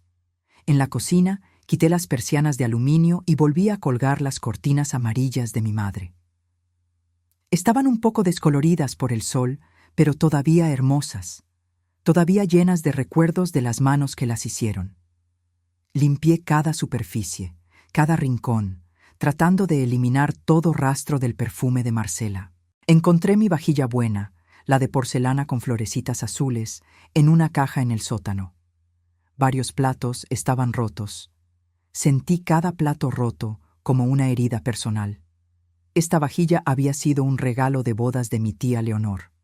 Pero salvé lo que pude y lo volví a poner en el aparador de la cocina, en su lugar de honor. El jardín requirió más trabajo. Pasé horas arrancando malas hierbas, podando las plantas que todavía podían salvarse, replantando donde era necesario. Mis manos se llenaron de tierra y pequeños cortes de las espinas de las rosas, pero no me importó. Había algo terapéutico en trabajar con la tierra, en ayudar a que las cosas crecieran de nuevo. Una tarde, mientras trabajaba en el jardín, la señora Gutiérrez, mi vecina de 30 años, se acercó tímidamente al cerco que separaba nuestras propiedades. «Graciela», dijo con voz vacilante, «me alegra tanto verte de vuelta». La miré. Esta era la misma mujer que me había visto el día que me echaron y había seguido caminando sin detenerse. «¿Ah, sí?» No pude evitar que mi voz sonara fría. Se veía avergonzada. «Sé que piensas mal de mí. Aquel día yo quería ayudar, pero tenía miedo. Tu nuera fue muy grosera. Me dijo que me metiera en mis asuntos. Y yo soy cobarde, Chelita. Soy una vieja cobarde que no quería problemas». La señora Gutiérrez tenía 75 años. Era viuda, como yo, viviendo sola desde que don Armando murió hace 10 años. Entendía su miedo. «Está bien, doña Lupe», dije suavizando mi tono. «Entiendo». «No, no está bien. Fuiste mi vecina por 30 años. Fuiste mi amiga. Y cuando necesitaste ayuda, yo me hice la desentendida». Tenía lágrimas en los ojos. «Pero quiero que sepas que cada día que estuviste fuera, recé por ti. Recé para que encontraras un lugar seguro. Y cuando vi que volviste, que ganaste, le di gracias a Dios». Dejé la pala en el suelo y caminé hacia el cerco. Tomé su mano arrugada entre las mías. «Gracias, doña Lupe. Sus oraciones ayudaron. Si necesitas cualquier cosa, lo que sea, solo tienes que decirme. Sé que tus hijas no viven aquí. Yo estoy sola todo el día. Podemos hacernos compañía, como en los viejos tiempos, cuando nos sentábamos a tomar café y a chismear sobre el barrio». Sonreí por primera vez en semanas. Me gustaría eso. Y así, poco a poco, mi vida empezó a tomar forma de nuevo. No era la misma vida que antes. Eso era imposible. Pero era una vida. Era mi vida, reconstruida de los escombros. Patricia tuvo que volver permanentemente a Guadalajara después de 2 semanas. Cristina se quedó un poco más, pero eventualmente también tuvo que regresar con su familia en Monterrey. Me dejaron sola en la casa, pero no completamente sola. Llamaban todos los días. Doña Lupe venía a tomar café los martes y jueves. Otras vecinas empezaron a aparecer de nuevo. Y lentamente, muy lentamente, empecé a sentir que podía respirar otra vez. Pero las noches seguían siendo difíciles. Dormía en mi cama, la cama que había compartido con Rodrigo. Pero cada noche antes de dormirme miraba el espacio vacío a mi lado y sentía el peso de todas mis pérdidas. Rodrigo, Sebastián, la familia que pensé que tenía. El proceso legal continuaba. El licenciado Hernández me mantenía informada. Sebastián había contratado un abogado aún más caro para apelar la decisión. Alegaban que la reinstalación había sido precipitada, que no se había dado tiempo suficiente para revisar toda la documentación. Es la estrategia de Marcela, me explicó el licenciado. Está tratando de agotarte, de hacer que el proceso sea tan largo y costoso que eventualmente te rindas. Pero tenemos la ley de nuestro lado, solo necesitamos paciencia. Paciencia, como si me sobrara. Una noche de diciembre, 2 meses después de haber recuperado mi casa, me senté en la cocina con una taza de té de manzanilla, incapaz de dormir. Había estado pensando en Sebastián todo el día. Era su cumpleaños. 43 años. Recordé cada uno de sus cumpleaños anteriores, el pastel de 3 leches que le hacía cada año sin falta, las velas que apagaba con un deseo que nunca compartía, las celebraciones en esta misma cocina, rodeado de familia que lo amaba. Tomé mi celular. Mis dedos temblaban sobre la pantalla. ¿Debería llamarlo? ¿Debería mandarle un mensaje? Finalmente escribí un mensaje simple. Feliz cumpleaños, Sebastián. Te deseo lo mejor siempre. Tu madre que te quiere. Lo envié antes de poder arrepentirme. Vi las 2 palomitas que indicaban que había sido entregado. Esperé. Los minutos pasaron. 5, 10, 15. Las palomitas se pusieron azules, indicando que lo había leído. Pero no hubo respuesta. Dejé el teléfono sobre la mesa y me cubrí la cara con las manos. Ni siquiera en su cumpleaños, ni siquiera con un mensaje tan simple y sin reproches, podía mi hijo responderme. Lloré ahí en mi cocina, en la oscuridad, con solo la luz de la estufa iluminando el espacio. Lloré por el bebé que sostuve en mis brazos hace 43 años. Lloré por el niño que me traía flores del jardín de la escuela. Lloré por el joven que me abrazó cuando Rodrigo murió y me prometió que nunca me dejaría sola. Lloré por todas las versiones de Sebastián que había amado y que ya no existían. La mañana siguiente desperté con los ojos hinchados, pero con una claridad extraña. Había llorado todo lo que tenía que llorar por ahora. Y en medio de ese llanto, había llegado a una comprensión difícil pero necesaria. No podía seguir esperando que mi hijo volviera a mí. No podía seguir poniendo mi vida en pausa, esperando una disculpa que tal vez nunca llegaría. Tenía que seguir adelante. Tenía que encontrar una manera de vivir que no estuviera definida por su ausencia o por su rechazo. Tenía que descubrir quién era Graciela Mendoza sin sus roles de esposa de Rodrigo o madre de Sebastián. Esa misma semana me inscribí en una clase de pintura en el centro comunitario del barrio. Algo que siempre había querido hacer, pero para lo cual nunca había tenido tiempo. La profesora era una mujer de unos 50 años, exartista profesional que ahora enseñaba por amor al arte. El grupo era pequeño, 6 mujeres mayores como yo, todas viudas o divorciadas, todas buscando algo que las hiciera sentir vivas de nuevo. No era buena pintando.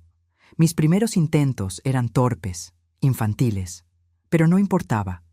Había algo liberador en mezclar colores, en pasar el pincel sobre el lienzo, en crear algo que no tenía que ser perfecto o útil o para alguien más. Era solo para mí. También empecé a ir a terapia. La doctora Ramírez era una psicóloga especializada en duelo y trauma. Su consultorio era pequeño pero acogedor, con sillones cómodos y plantas en las ventanas. Lo que viviste fue abuso, me dijo en nuestra primera sesión después de que le conté toda la historia. Abuso emocional y económico. Y el hecho de que viniera de tu hijo no lo hace menos grave. De hecho, en muchas formas lo hace peor, porque traicionó la confianza más fundamental que existe. Pero tal vez yo hice algo mal, dije, repitiéndome las dudas que me habían atormentado. Tal vez lo sobreprotegí, o tal vez no lo preparé bien para la vida. Graciela, me interrumpió gentilmente. Detente. Esto no es tu culpa. Los adultos son responsables de sus propias decisiones. Sebastián tomó decisiones conscientes.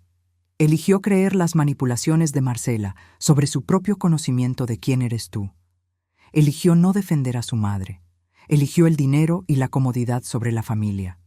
Esas fueron sus elecciones, no las tuyas. Era difícil aceptar eso. Como madre, estaba tan acostumbrada a sentirme responsable de todo lo que mis hijos hacían o dejaban de hacer.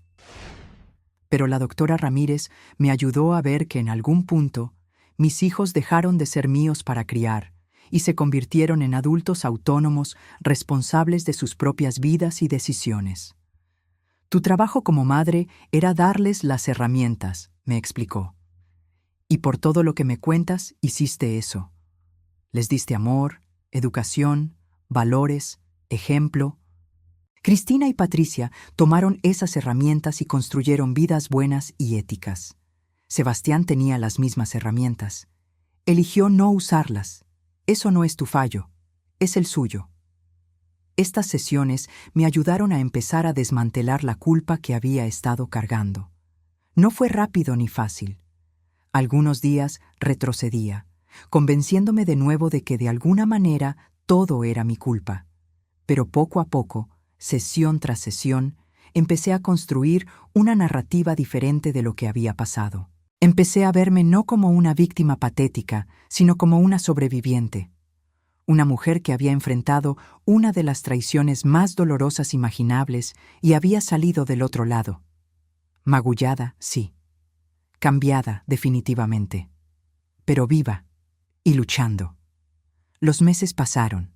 Invierno se convirtió en primavera. El jardín que había replantado empezó a florecer de nuevo. Las rosas volvieron a crecer, aunque tímidamente al principio, como si no estuvieran seguras de si era seguro florecer. Las entendía perfectamente. El proceso legal se arrastraba. Había sido transferido a un juzgado diferente para la fase del juicio sucesorio completo.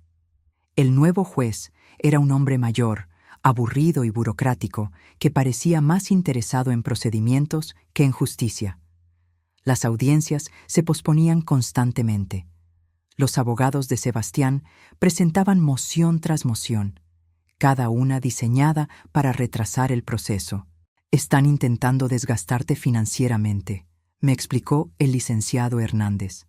Cada audiencia, cada moción, cada apelación cuesta dinero. Esperan que eventualmente ya no puedas pagar y tengas que aceptar un acuerdo en términos desfavorables. Pero yo no estaba sola. Mis hijas contribuían a los gastos legales. Y más importante, yo había encontrado una fuerza interior que no sabía que tenía. Esta no era solo una batalla legal por una casa. Era una batalla por mi dignidad, por mi derecho a existir. Una tarde de abril, 6 meses después de haber recuperado mi casa, estaba en el sótano buscando unas cajas de decoración de Semana Santa. Rodrigo y yo siempre decorábamos la casa para todas las festividades importantes. Era una tradición que no había mantenido en los últimos años, sumida en mi duelo primero por Rodrigo y luego por Sebastián. Pero este año sentí el impulso de decorar de nuevo, de celebrar la renovación y la resurrección que la temporada simbolizaba. El sótano estaba oscuro y desordenado. Tuve que moverme con cuidado entre cajas y muebles. Mientras buscaba la caja con las decoraciones, tropecé con algo, una caja de cartón vieja que no reconocí. Cuando la abrí para ver qué contenía, encontré papeles, documentos viejos que parecían ser de Rodrigo, contratos de trabajo antiguos, recibos, cartas de negocios, y en el fondo, un sobre de papel manila, grueso y pesado. Lo saqué con curiosidad. Estaba sellado con cinta adhesiva amarillenta por el tiempo, quebradiza y despegándose por las esquinas. El sobre no tenía nada escrito en el exterior. Con manos temblorosas, lo abrí. Adentro había un documento legal. El papel era grueso, oficial. En la parte superior, con letras formales en negrita, decía: Testamento de don Rodrigo Rivera Sánchez. Mi corazón se detuvo. Rodrigo había dejado testamento. Tenía un testamento, y yo no lo sabía. Me senté en el piso polvoriento del sótano, con el documento en las manos, tratando de procesar lo que estaba viendo. ¿Por qué Rodrigo nunca me había mencionado esto? Empecé a leer. El lenguaje era legal, complejo, lleno de términos que no entendía completamente. Pero había frases que saltaban, claras e inconfundibles. Dejo a mi amada esposa, Graciela Mendoza de Rivera, el usufructo vitalicio de la propiedad ubicada en la calle Insurgentes 347, Colonia Nápoles, Ciudad de México. Usufructo vitalicio. Significaba que la casa era mía para vivir el resto de mi vida. Nadie podía echarme. Seguí leyendo, las lágrimas empezando a nublar mi vista. A mi esposa le corresponde el 50% de todos mis bienes y propiedades, incluyendo pero no limitándose a la casa familiar, la propiedad en Cuernavaca, las cuentas bancarias y todos los bienes muebles e inmuebles adquiridos durante nuestro matrimonio. La casa familiar no podrá ser vendida ni enajenada mientras mi esposa viva, y ella tendrá el derecho exclusivo de habitarla hasta su muerte. Solo después de su fallecimiento se procederá a la división entre mis 3 hijos, Sebastián, Cristina y Patricia, en partes iguales. Había más. Detalles sobre las otras propiedades, sobre las cuentas bancarias, sobre los ahorros que habíamos acumulado, todo cuidadosamente dividido y especificado. Pero lo más importante estaba ahí, en esas primeras páginas. Yo tenía derecho absoluto a la casa. Nadie podía quitármela. Nadie podía venderla. Era mi hogar hasta el día que muriera. Al final del documento estaban las firmas. La de Rodrigo, con su letra elegante y clara. Las de 2 testigos. Reconocí los nombres como 2 de sus colegas del trabajo, el señor Guzmán y el señor Torres, ambos ya jubilados. Y el sello de un notario. Notario Público número 43, Ciudad de México. Incluía un número de registro y una fecha, 15 de marzo de 2020. 5 años atrás, mucho antes de que Rodrigo se enfermara, mucho antes de que Sebastián conociera a Marcela. Mi esposo me había protegido. Incluso sin decírmelo, incluso sin que yo lo supiera, me había protegido. Y entonces recordé. Marzo de 2020. Fue justo después de que Cristina tuvo problemas con su esposo, una crisis matrimonial seria que casi termina en divorcio. Rodrigo y yo estábamos preocupados, hablando sobre proteger a nuestros hijos, sobre asegurarnos de que tuvieran estabilidad económica sin importar lo que pasara. Voy a actualizar nuestro testamento, me había dicho Rodrigo una noche. Solo por precaución, para asegurarnos de que todo esté en orden. ¿No es muy morboso pensar en eso?, le había respondido yo, incómoda con el tema. No, mi amor, es responsable. Es asegurarse de que si algo nos pasa, nuestros hijos y tú estén protegidos. Y yo había asentido y luego había cambiado el tema porque no me gustaba pensar en la muerte, en la posibilidad de perder a Rodrigo. Y él, conociendo mi incomodidad con el tema, había procedido a hacer el testamento sin involucrarme más en los detalles. Probablemente pensó que me lo diría eventualmente.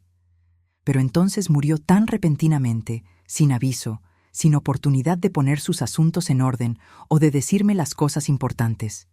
Y el testamento había quedado aquí, escondido en una caja en el sótano, esperando a ser encontrado. Me quedé sentada en ese piso de concreto frío, con el documento apretado contra mi pecho, llorando. Pero estas lágrimas eran diferentes a todas las que había derramado en los últimos meses. No eran lágrimas de dolor o de pérdida o de traición. Eran lágrimas de alivio, de gratitud, de amor por un hombre que había cuidado de mí hasta el final. Gracias, mi amor, susurré al aire, a la memoria de Rodrigo. Gracias por cuidarme. Gracias por protegerme. Con manos temblorosas, saqué mi celular y fotografié cada página del testamento. Le envié las fotos primero a Cristina, luego a Patricia. 2 minutos después, mi celular sonaba. Era Cristina. «Mamá, ¿esto es real? ¿De dónde salió esto?» Su voz estaba llena de incredulidad y esperanza.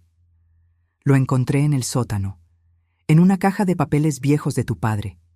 Cristina, es real. Está firmado, tiene sello notarial, tiene todo. Escuché a mi hija llorar del otro lado de la línea. Papá te protegió, incluso desde el más allá, te protegió. Llama al licenciado Hernández, le dije. Dile que encontramos el testamento. Esto cambia todo, ¿verdad?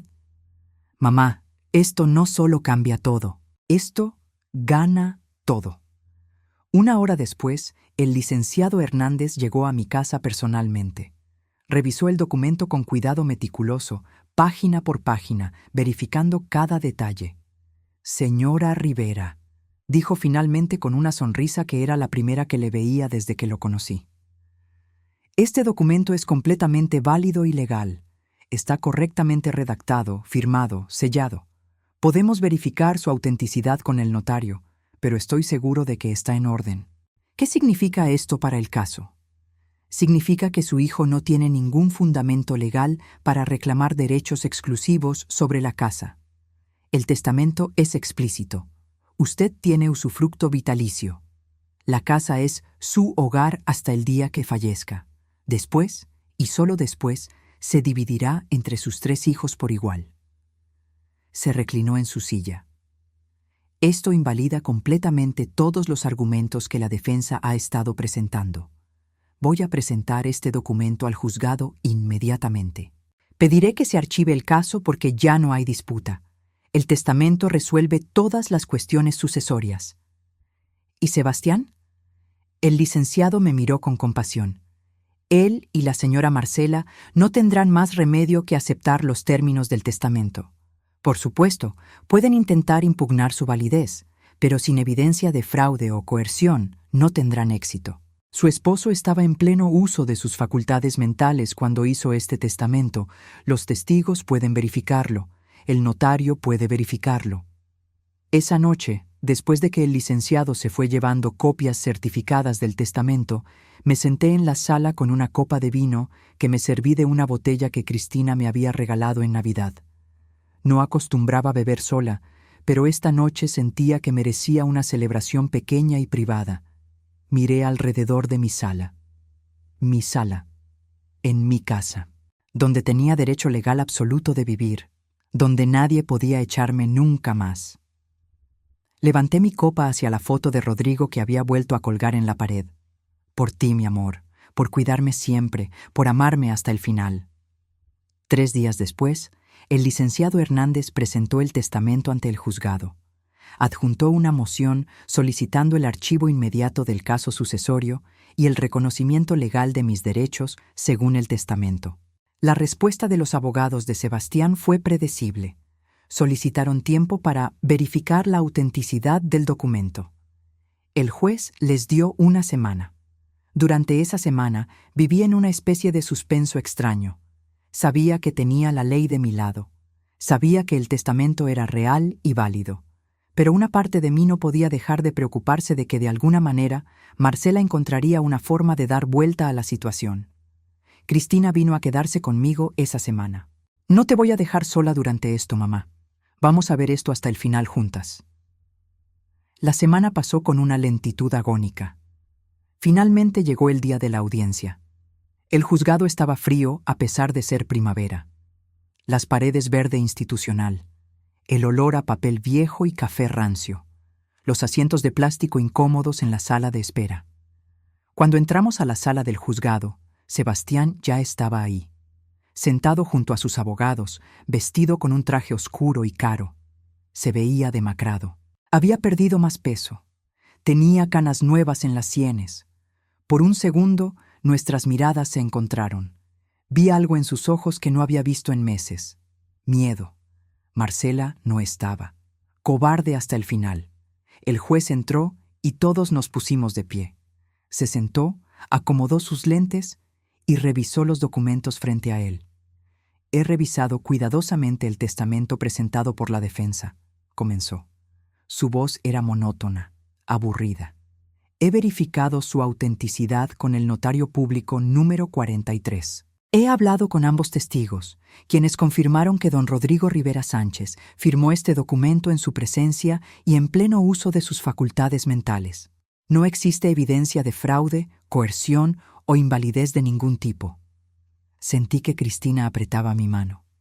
Por lo tanto, continuó el juez, este tribunal reconoce el testamento como válido y vinculante. Según los términos explícitos del mismo, la señora Graciela Mendoza de Rivera Tiene usufructo vitalicio de la propiedad ubicada en calle Insurgentes 347. Tiene derecho exclusivo a habitar dicha propiedad hasta su fallecimiento. La propiedad no puede ser vendida, enajenada o de ninguna forma transferida mientras la señora viva. Miró directamente a Sebastián. Señor Rivera, sus reclamos sobre derechos exclusivos de herencia son infundados. Usted, junto con sus hermanas, heredarán la propiedad en partes iguales, pero solo después del fallecimiento de su señora madre. Hasta entonces, ella es la única con derechos de habitación. El mazo cayó. Caso cerrado. Así, sin más drama, sin más peleas, sin más audiencias infinitas, había terminado. Había ganado. No solo legalmente, sino completamente y definitivamente. El licenciado Hernández me abrazó. Lo logramos, señora Rivera. Su casa es suya, legal y definitivamente. Miré hacia donde Sebastián estaba hablando con sus abogados. Podía ver la tensión en sus hombros, la forma en que su mandíbula estaba apretada. Sus abogados negaban con la cabeza, explicándole probablemente que no había más opciones. Y entonces Sebastián hizo algo que no esperaba. Se levantó y caminó hacia mí. Cristina se puso tensa a mi lado, protectora. «Mamá». «Está bien», le susurré. Sebastián se detuvo frente a mí. De cerca se veía aún peor. Ojeras profundas, arrugas nuevas alrededor de su boca, una tristeza en sus ojos que era palpable. «Mamá», dijo con voz ronca. Era la primera palabra que me dirigía directamente en meses. No dije nada, solo lo miré, esperando. Yo... Tragó saliva. No sabía que papá había dejado testamento. Marcela me aseguró que había verificado, que no existía nada, y yo le creí. Le creí todo. Sus ojos se llenaron de lágrimas. Y en el proceso de creerle a ella, dejé de creer en ti. Dejé de creer en todo lo que me enseñaste. Me convertí en alguien que no reconozco. Las lágrimas comenzaron a caer por su rostro. Mi hijo adulto, llorando frente a mí en medio de un juzgado. «No espero que me perdones», continuó. «Lo que te hice no tiene perdón. Te saqué de tu casa. Dejé que Marcela te tratara como basura. Elegí dinero y comodidad sobre mi propia madre. Soy...» Su voz se quebró. «Soy un monstruo. Me convertí en un monstruo». Parte de mí quería abrazarlo, el instinto maternal que nunca muere completamente. Pero otra parte, la parte que había sido herida tan profundamente, se mantuvo firme. «Sí», dije con voz calmada, «hiciste todo eso, y más. Me hiciste sentir invisible, inútil, descartable. Me quitaste mi dignidad. Me obligaste a pelear por mi derecho a existir en mi propio hogar». Él asintió, limpiándose las lágrimas con el dorso de la mano como cuando era niño. «Lo sé, y voy a tener que vivir con eso el resto de mi vida». «¿Ya no estás con Marcela?», fue Cristina quien preguntó, con voz fría. Sebastián negó con la cabeza. «Me divorcié de ella hace 2 meses. Cuando vio que el caso legal no iba como ella esperaba, cuando se dio cuenta de que no iba a conseguir la casa ni el dinero, mostró su verdadera cara. Me dejó. Dijo que yo era un fracaso, que había tenido la oportunidad perfecta de asegurar nuestro futuro y la había desperdiciado. Te usó», dije sin emoción en la voz. «Sí, me usó completamente. Y yo fui lo suficientemente estúpido, lo suficientemente débil, lo suficientemente egoísta para dejarme usar y para lastimarte en el proceso». Respiró profundo. «No estoy aquí para pedir perdón. Sé que no lo merezco. Solo quería que supieras que me doy cuenta. Me doy cuenta de lo que perdí, de lo que destruí». Nos quedamos en silencio por un momento. Cristina a mi lado, rígida y protectora. Sebastián frente a mí, roto y arrepentido. «Necesito tiempo», dije finalmente. «Mucho tiempo. Lo que me hiciste no se cura con una disculpa, no se cura con lágrimas. Necesito tiempo para procesar, para sanar, para decidir si algún día puedo volver a confiar en ti». Sebastián asintió. «Lo entiendo. Tomaré todo el tiempo que necesites, años si es necesario. Solo, por favor, no cierres completamente la puerta. Por favor, déjame la posibilidad, aunque sea remota, de algún día poder demostrarte que puedo ser mejor, que puedo ser el hijo que mereciste tener siempre. No prometí nada, no podía, pero tampoco dije que no. Simplemente asentí y me di vuelta, dejándolo ahí parado en medio de la sala del juzgado. Cristina y yo salimos al sol de abril. El aire era fresco y limpio después del ambiente cerrado del juzgado. Respiré profundo, llenando mis pulmones. ¿Estás bien, mamá?, preguntó Cristina. Sí, dije. Y lo extraño era que era verdad. Estaba bien, mejor que bien. Había ganado. No solo la casa, no solo el caso legal. Había ganado mi dignidad de vuelta. Había ganado mi derecho a existir sin pedirle permiso a nadie. Había ganado mi libertad. Los meses que siguieron fueron de sanación lenta pero real. Volví a vivir en mi casa sin el miedo constante de que alguien viniera a echarme. Continué con mis clases de pintura y descubrí que tenía cierto talento para los paisajes. Seguí yendo a terapia, desenredando años de patrones de codependencia. Sebastián cumplió su palabra de mantener distancia. No me llamó, no vino a la casa, pero cada mes, sin falta, me llegaba un depósito bancario. No era mucho, pero era constante. Cuando le pregunté a Cristina sobre eso, ella me dijo que Sebastián había insistido en contribuir a mi manutención, que era lo mínimo que podía hacer. También me llegaban cartas largas escritas a mano, donde Sebastián me contaba sobre su vida, sobre su terapia, sobre lo que estaba aprendiendo sobre sí mismo. No pedía respuestas, solo escribía, como si mantener esta conexión unilateral fuera su manera de mantener viva la posibilidad de una reconciliación futura. No respondí las primeras cartas, pero las leía. Y poco a poco, mes tras mes, algo en mi corazón empezó a suavizarse. No perdonaba, no olvidaba, pero comenzaba a considerar la posibilidad de que algún día, tal vez, pudiera haber un camino de vuelta. Un año después del día en que me sacaron de mi casa, organicé una comida familiar. Invité a Cristina con su familia, a Patricia con la suya. También invité a Sebastián. Cuando le envié la invitación por mensaje, su respuesta fue inmediata. ¿Estás segura, mamá? Sí, respondí, pero ven solo, sin expectativas. El día de la comida, me levanté temprano y cociné. Hice mole desde cero, el mismo que me enseñó mi madre, el que había hecho para mi familia durante décadas. Hice arroz rojo perfumado con ajo y jitomate. Hice frijoles refritos con manteca y epazote. Hice tortillas a mano, amasando la masa con dedos que recordaban el movimiento después de tantos años. Mientras cocinaba, pensé en todas las veces que había hecho estas mismas recetas. Para cumpleaños, para celebraciones, para reuniones familiares los domingos. Cocinar había sido siempre mi lenguaje de amor. Y aunque muchas cosas habían cambiado, aunque yo había cambiado, esto permanecía igual. Cristina y su familia llegaron primero. Luego Patricia con sus hijos adolescentes. La casa se llenó de ruido, de risas, de niños corriendo, de vida. Y entonces llegó Sebastián. Cuando abrí la puerta y lo vi parado ahí con un ramo de rosas blancas, mis favoritas, y ojos llenos de esperanza y miedo, algo en mi pecho se apretó. «Hola, mamá», dijo suavemente. «Hola, hijo», respondí. Y esas dos palabras simples, después de todo lo que había pasado, significaron más que cualquier discurso elaborado. La comida no fue fácil. Había tensión, especialmente entre Sebastián y sus hermanas. Había momentos de silencio incómodo. Había heridas que todavía sangraban bajo la superficie.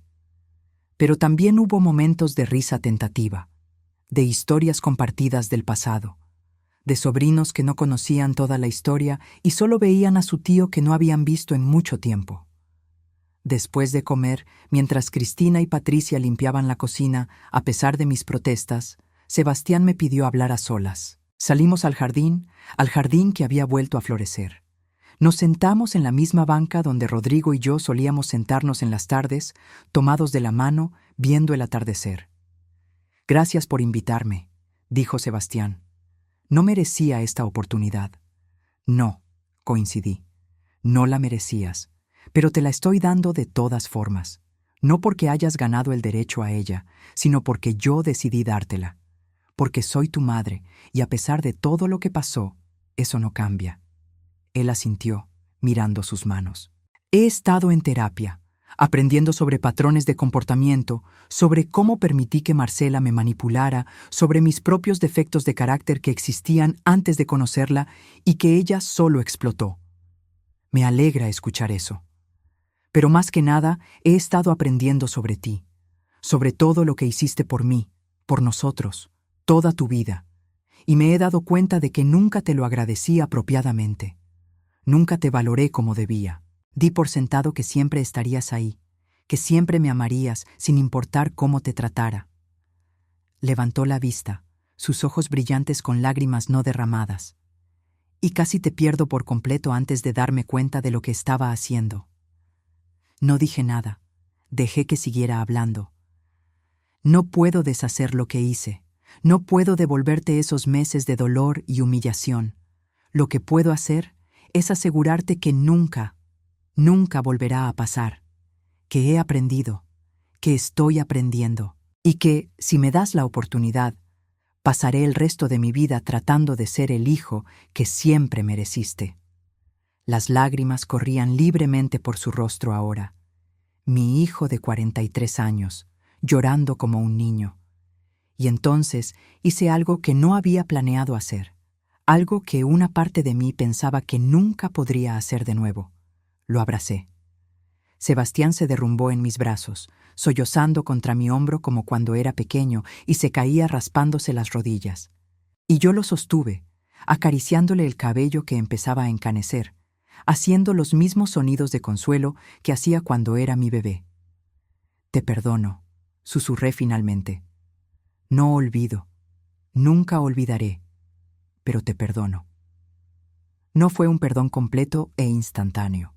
Fue el comienzo de un perdón, el primer paso en un camino largo hacia la sanación completa. Pero fue real. Y en ese momento, sentada en el jardín que había vuelto a florecer, con mi hijo en mis brazos, sentí que algo que se había roto dentro de mí empezaba a soldarse. No sería lo mismo que antes. Las grietas siempre estarían ahí, recordatorios de lo que habíamos sobrevivido. Pero podría ser algo nuevo, algo diferente, tal vez incluso algo más fuerte por haber sido roto y reparado. Ahora, 2 años después de aquel día terrible en octubre cuando me sacaron de mi casa, miro hacia atrás con una perspectiva que solo el tiempo y la sanación pueden dar. Todavía vivo en mi casa, la casa que Rodrigo y yo compramos hace más de 40 años. Pero ahora sé, con certeza absoluta, que nadie puede quitármela. El testamento de Rodrigo me protegió, sí. Pero más importante, yo aprendí a protegerme a mí misma.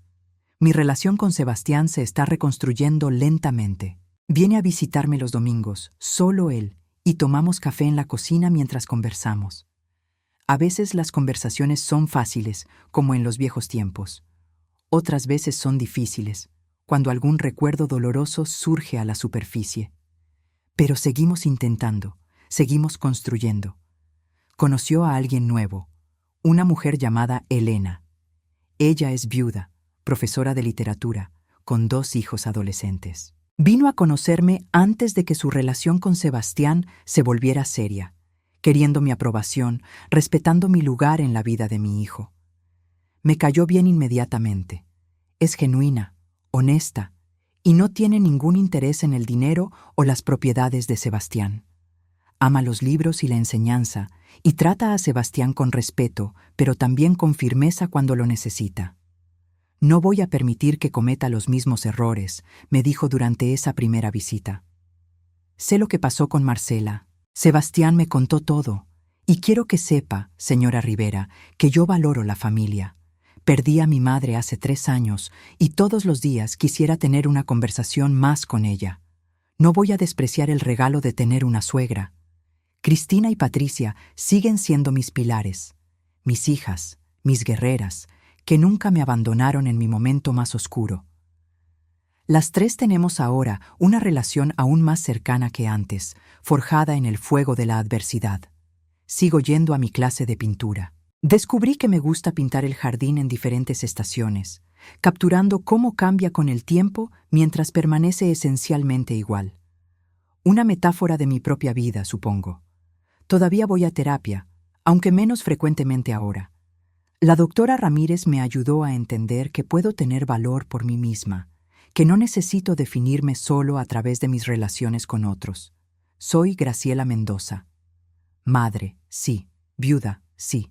Pero también artista aficionada, estudiante perpetua, sobreviviente, mujer con voz propia y derechos propios. A mis 70 años he aprendido lecciones que ojalá hubiera aprendido antes, pero que agradezco conocer ahora. Aprendí que el amor incondicional no significa aceptar maltrato incondicional, que puedes amar a alguien profundamente y aún así establecer límites firmes con ellos. Aprendí que tu valor como persona no disminuye con la edad, que la sociedad puede tratar de hacerte invisible después de cierta edad, especialmente siendo mujer, pero que tú no tienes que aceptar esa invisibilidad. Aprendí que está bien pedir ayuda, que no tienes que ser fuerte todo el tiempo, que está bien derrumbarte, está bien llorar, está bien no saber qué hacer. Lo importante es levantarte después. Aprendí que el perdón no es para la persona que te lastimó, es para ti misma, para liberarte del peso de cargar resentimiento y amargura. Pero que el perdón no significa olvidar ni significa permitir que te lastimen de nuevo. Aprendí que nunca es demasiado tarde para cambiar, para crecer, para convertirte en quien estabas destinada a ser. Y aprendí que los finales, incluso los dolorosos, pueden ser también nuevos comienzos. El testamento olvidado de Rodrigo cambió mi destino, es cierto. Me dio las herramientas legales para reclamar lo que era mío por derecho. Pero yo cambié mi propio destino al decidir levantarme, al decidir pelear, al decidir que merecía dignidad y respeto. A todas las mujeres que están leyendo esto, especialmente a aquellas que, como yo, han llegado a una edad donde el mundo intenta hacerlas sentir que ya no importan, quiero decirles esto: importan. Su vida tiene valor, su historia merece ser escuchada, su voz merece ser oída. No permitan que nadie, ni siquiera sus propios hijos, las hagan sentir desechables. No son muebles viejos que pueden ser tirados cuando ya no son convenientes. Son seres humanos con derechos, con dignidad, con historias de toda una vida de amor y trabajo y sacrificio. Y si alguna vez se encuentran donde yo me encontré, echadas de su propio hogar, despojadas de su dignidad, quiero que sepan que pueden sobrevivir, que pueden pelear, que pueden ganar. No será fácil, será doloroso. Habrá momentos donde querrán rendirse, pero del otro lado de ese dolor hay libertad, hay paz. Hay una versión de ustedes mismas que nunca supieron que podían ser. Rodrigo me protegió con ese testamento. Me dio las armas legales para defenderme, pero al final fui yo quien tuvo que usarlas. Fui yo quien tuvo que dar el paso de pelear por mi derecho a existir en mi propio espacio. Fui yo quien tuvo que encontrar la fuerza que no sabía que tenía. Y si yo pude hacerlo a mis 68 años, después de haber perdido todo, ustedes también pueden. Esta casa donde vivo ahora es más que 4 paredes y un techo. Es un símbolo de resistencia, de dignidad, de negarse a desaparecer. Es mi hogar, ganado 2 veces, primero con el trabajo de toda una vida junto a mi esposo, y luego con la valentía de pelear por mantenerlo. Y mientras viva, nadie me lo quitará de nuevo. Esta es mi historia, la historia de una mujer mayor que fue tratada como descartable, que fue echada a la calle, que perdió todo, pero que encontró un testamento olvidado, encontró fuerza interior que no sabía que tenía, encontró abogados que la ayudaron, encontró hijas que lucharon por ella, y encontró la determinación de no desaparecer calladamente. Me sacaron de mi propia casa. Pero un testamento olvidado, combinado con mi propia determinación de no ser invisible, cambió mi destino. Y ahora estoy aquí, en mi casa, en mi jardín, pintando mis cuadros y viviendo mi vida en mis propios términos. herida pero sanando, marcada pero no rota, mayor pero más sabia, y finalmente, después de toda una vida, conociendo mi propio valor. Y eso, más que cualquier casa o propiedad, es lo más valioso que gané. Si esta historia tocó tu corazón, si te sentiste identificada, o si conoces a alguien que necesita escuchar este mensaje de esperanza y fortaleza, compártela. Y recuerda, nunca eres demasiado mayor para defenderte, para establecer límites, para exigir el respeto que mereces. Tu vida importa, sin importar tu edad, y recuerda, tu valor no lo determina nadie más que tú misma.